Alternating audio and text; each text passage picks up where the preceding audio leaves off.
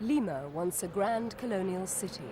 Now the reputation of the capital of Peru is clouded by pollution in the air and by contamination of its food and water.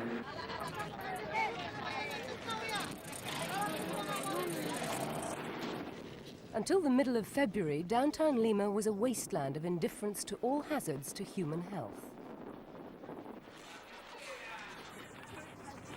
In fact, the heaps of garbage vied with the traders for space in the overcrowded streets. Hygiene was a dirty word.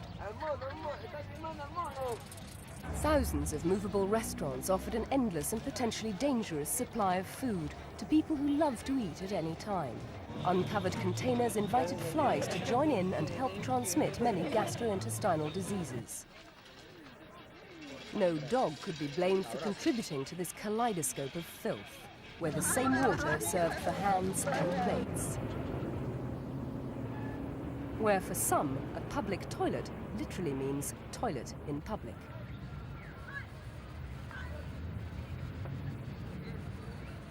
And where the stench of urine competes with the stench of garbage to permeate the atmosphere in what many claim is South America's filthiest city. The sign says urinating in the park is prohibited. Against this backdrop, perhaps it's not surprising that cholera broke out.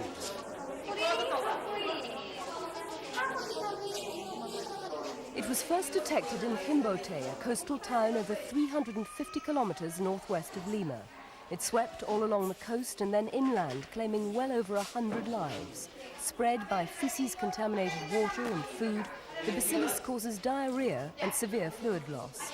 It strikes very fast. Untreated, it's fatal.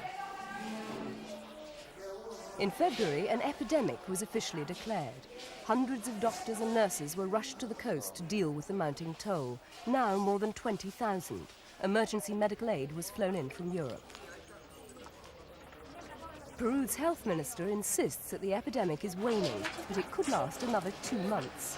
And although it won't help the stricken, hygiene consciousness is being promoted and all street food traders banned. 1/3 of the dead so far have been from Lima, where the bacillus has been discovered in the water supply. The water purification process should kill the disease, but University of San Marcos microbiologists say that treated water is contaminated through defective distribution. They say also that more than 70% of water drawn from local wells has environmental and fecal contamination. These are microbes found in salad. We eat feces, said one scientist. The government admits that the water and sewage system has been neglected for years. Little wonder that food is contaminated. Irrigation canals are polluted with sewage, and this serves as water for the very poor of Lima.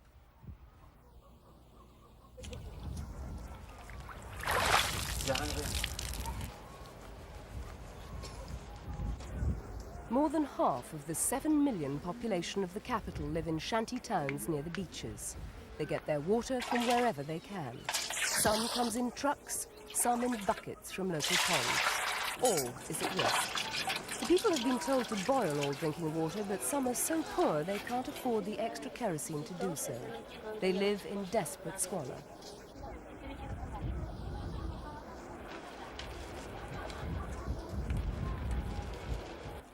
Any appeal for personal hygiene consciousness means little if you can't even afford soap.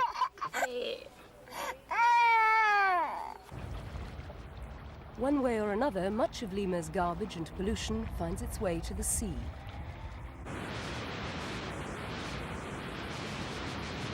Every day, tons and tons of Lima's sewage is dumped, untreated, into the Pacific. Sewage from 7 million people.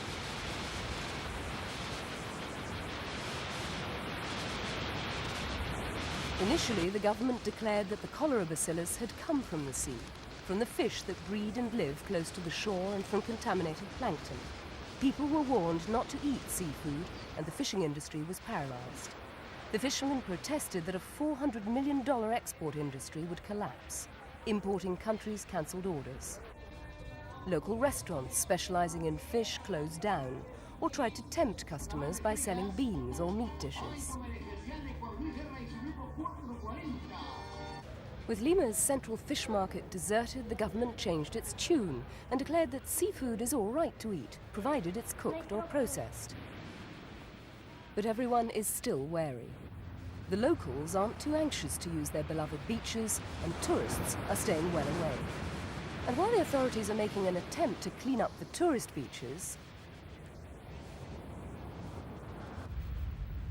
just along the coast, Limoese are indulging their favourite pastime, dumping garbage.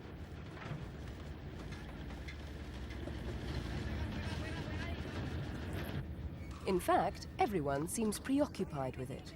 Apparently, 4,000 tons of refuse are produced in Lima each day. Loads are dumped into the Rimac River, source of much of the city's water supply. 1,300 tons are left on the sidewalk for the traveller to view as he drives through the capital.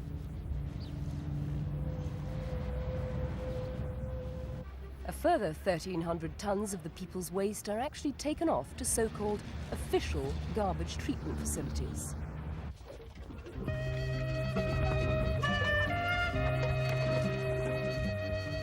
On the outskirts of Lima, these treatment facilities simultaneously serve as pig farms, said to be the biggest in South America.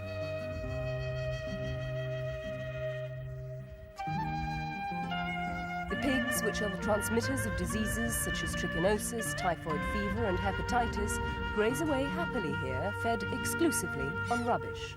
All the organic material, that is, and then they're sold to the markets of Peru. Only after the animals have had their fill is the inorganic material taken away and commercially treated.